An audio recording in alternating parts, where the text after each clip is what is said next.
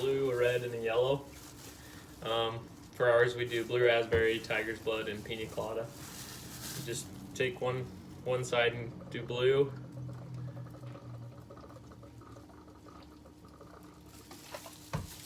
And then the other side, and I leave kind of a really thin spot for the yellow. It's hard to, or for the yellow, so it's white. And then you overlap a little bit on both sides with the yellow.